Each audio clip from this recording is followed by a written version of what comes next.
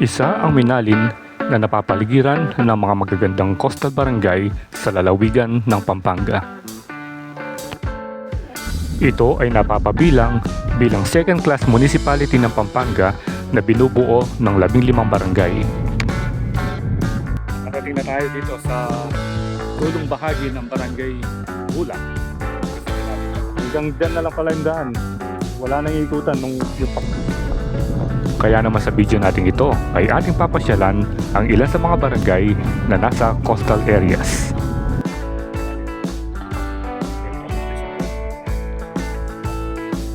Tinatawag din itong egg basket capital ng Luzon dahil sa malawakang produksyon ng mga manok at mga itlog. Pangunahing pangkabuhayan din dito ang pagsasaka at pangingisda. Pero bago yan ay madadaanan din natin ang isang magandang park dito sa bayan ng Guagua. Pero nagawi tayo banda dito sa may Guagua. Nakita tayo ng mga statue rito. Isang park. Ito ay ang Christ the Redeemer Park na matatagpuan sa Riverbank Road. Makikita rito ang isang malaking statue na Jesus Christ na maihahalin tulad sa higanting statue rin na matatagpuan sa Brazil. Lingkod means sign of love. Kasama pa rin si Master David na patuloy na naghahanap ng isang magandang spot or fishing ground para makapamingwit ng isda at may plano itong bumalik dito sa bayan ng Minalin. Parang old bridge.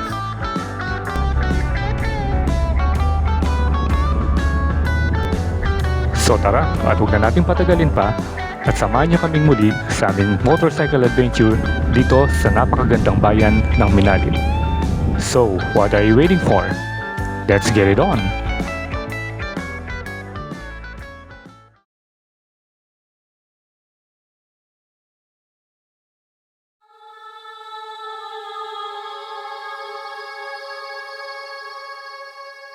Good morning, Kabalen. So, nandito tayo ngayon sa may parte ng Guagua Dike. So, ngayon lang tayo nakapunta rito. Explore tayo ng ibang mga kalsada dito sa bayan ng Guagua. So, tinitignan si Master dito. Naghahanap ng fishing spot. Ha? Grill. Grill? Parang Parang resto, ganun? Kaya lang, siguro, hindi na. Oo, may nakita tayong statue doon, no? Kaya napahinto tayo rito. So, nagpicture muna tayo at bago natin puntahan yung daan papuntang Minalin.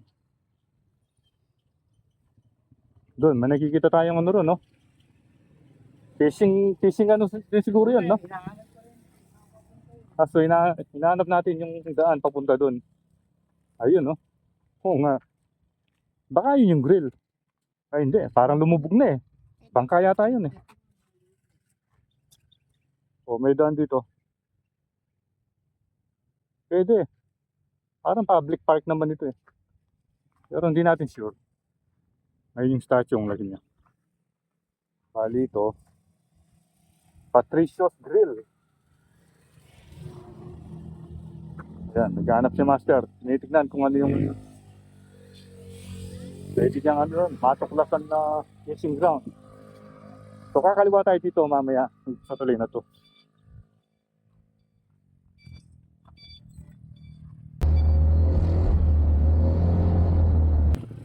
Okay, so pagdating natin dito sa tulay, may nakita pa tayong isang rebulto doon. Yan, tignan natin kung baka marami sila eh. Tapos ito yung parang old bridge. Pero ito, hindi naman ganong bago ito eh. Pero ito siguro yung dati. Parang may namimingwit din doon, no? May pamingwit.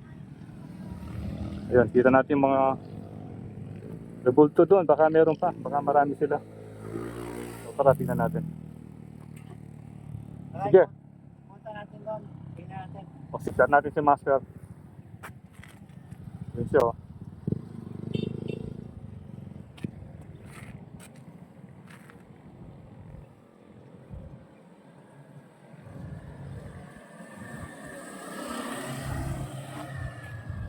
So, bali yung vlog natin ito, pupunta lang tayo ng Minalin At maghahanap ng fishing spot si Master doon.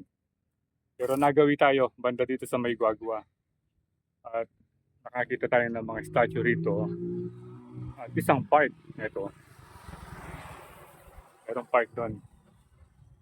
So bali tayong dalawa lang. Or kaming dalawa lang. Ang ride ngayon dahil busy yung mga kasama natin.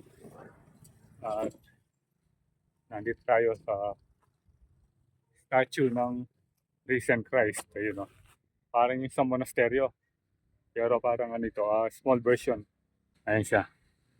Tingnan natin. Ayan. Yung statue niya. Then, nakalagay dito, tandaan ng lugod. Ayan. So, bali kung translate natin to sa Tagalog, tandaan ng lugod means sign of love. Ayan.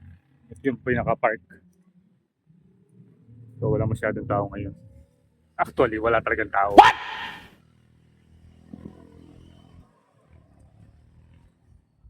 Then yung sa ano niya, yung sa likod niya, para mga flies done.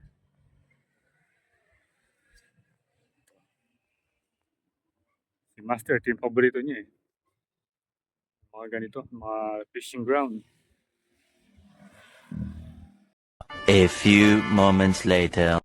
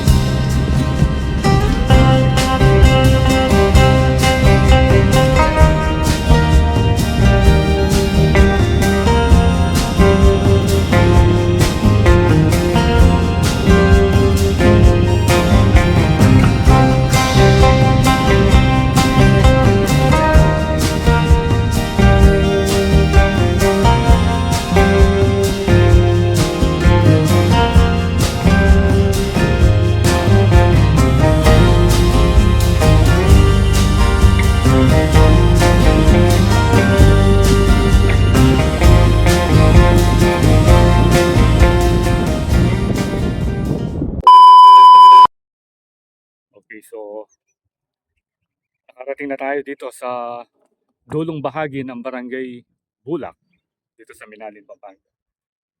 So nalampasan natin yung dalawang barangay actually, yung isa yung Barangay San Francisco and then ito na yan. Ito na yung Barangay Bulak. Narito tayo sa tabi ng ilaw kayo. Mga bakawan. So ito na yung mga coastal barangay ng Minalin. Yan, nakapalibot na tubig. So ito yung hinahanap ni Master yung mga fishing spot dito sa Minalin, Pampanga. Ito. Ikutan natin yung mga coastal barangay ng Minalin. Pwede kang mag-fishing dyan. Sigurado meron dyan. Malalaki siguro. Hindi naman di ba? Saka malawak. Pwede wala kang mahuli dyan, no? Malikot tayo. Pupunta tayo hanggang doon sa dulo. Titignan natin. Siguro doon sa pakaliwa doon. Yun yung paikot. Sa dulo. Kakaliwa tayo doon. Sasawa ka dito sa ano, puro tubig na yung madadaanan natin, yung mga ano, yung coastal road, mga coastal barangay ng Minalin. Ito parang mga malalaking plaisdan, no? Oh, plaisdan ito. Ito yung ilog. Oh, ito yung ilog. Siguro yung tagus niyan doon na sa ano, doon na sa may Apalit, no? Doon sa Pampanga River. Saka ito. Or tagus na doon, papuntang Manila Bay. Ito, pwede pala, may hagdan dito. Dito nagdadak yung mga bangka, no? Tapos mayroong control doon, eh, no? Pero walang gate. Okay, yun. So nagtanong tayo dito. Hanggang dyan na lang pala yung daan. Wala nang ikutan nung yung pakaliwang sinasabi ko. Vlogger po kayo. Oo. Ayan si Sir. Oh. Shoutout sa kanila. Sa kanila tayo nagtanong. Talagyum, Sir. Hi. Talagyum. Ariel po. Ariel. Ano, Sir? Adriel, sir. Ha? Adriel po. Pwede tanong ba? Oh. Patrick po. Patrick, yan. Dala po ako sa ako. Okay, dala sa ako. O, magdala ka sa ako. Balitig kayo po. Na? Numano kayo, manasan kayo? Ah, ano ka rin? Ah, malaw. Sinabi ako kasi mahilig ang mama dos eh. O, mahilig mag-fishing kaya tumitingin ng mga spot kung saan pwedeng mag-fishing. Dito ba maraming maraming isda dyan? Ah.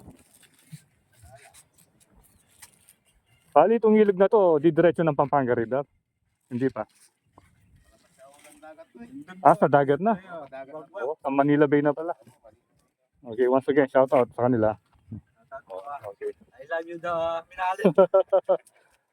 Thank you ah. Yeah. Okay.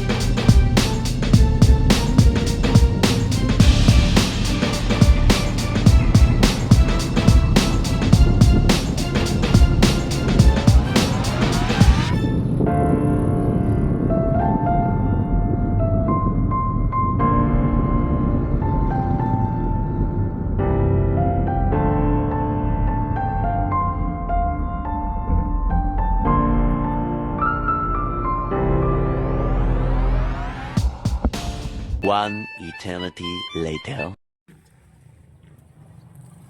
Pasko ng Minalenyo. So, ito yung pinaka-beach. Ito yung signage ng Minaling Sunset Park. So, narating na naman natin itong Minaling Sunset Park. And time check, 11:25 na. So, tahimik pa ngayon dahil mamaya pa yung mga magtitinda bago magbukas. Si Master, oh. Inom ng buko. Ito yung pinaka-river niya. Paggabi, masaya rito eh. Punong-puno yan, oh. Ng mga stall na yan. So, last time na pumunta tayo rito, ang daming tao eh. Pero ngayon, dahil magto 12 o'clock pa lang, ano pa, tahimik pa.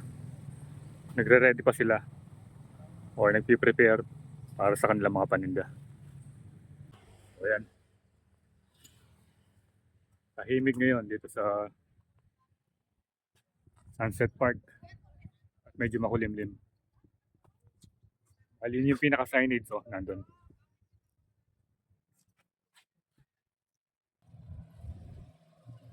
Hanap muna tayo ng ano, saan tayo kakain. Ayan, oh. Signage.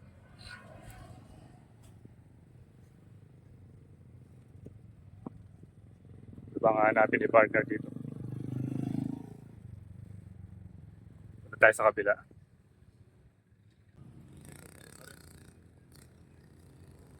Kung may mga nagbabantay na pulis doon, malamang ay mag-checkpoint yun mamaya. So yung tao pala kanina, naghanap ng spot na ano, para pwede makapamariling isda. No?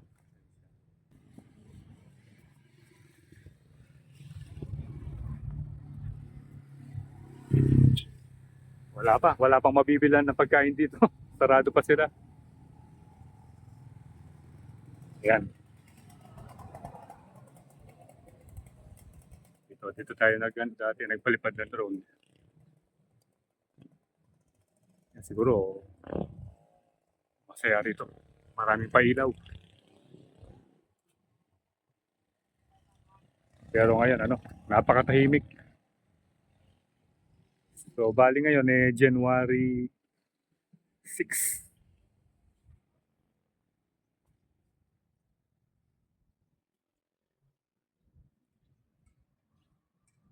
Tahimik pa rito.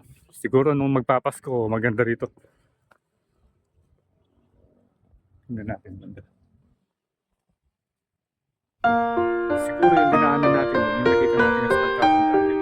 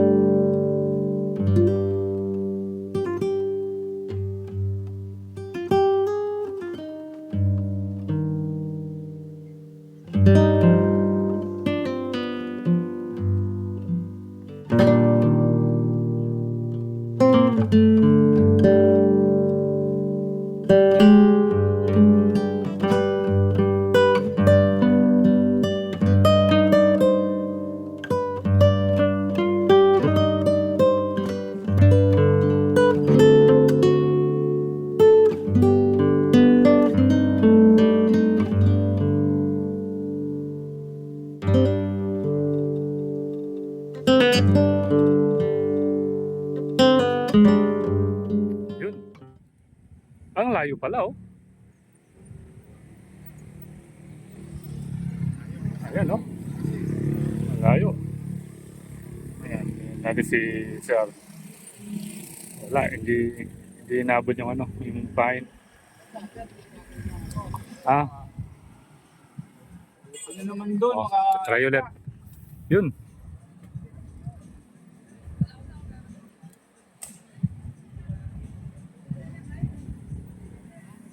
Hindi ka agad yun. Hindi ka agad yun na lang.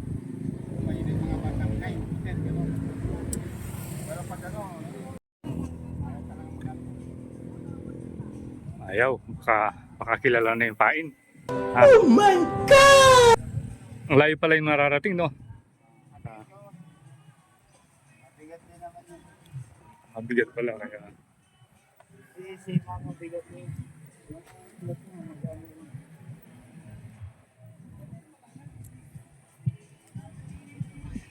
Yun, parang ano, parang shell. Parang shell ng sige. A few moments later. So, sa pangalawang pagkakataon, kakain tayo dito sa may Supreme Restaurant. Sabi na o, pagkain, no? Master, gutom na gutom na. Kanina pa gutom na gutom eh. Ayun, no? Ano ba to? Pa-birthday ba to o ano? Bakit ang dami? Bakit ang dami pagkain? Ano?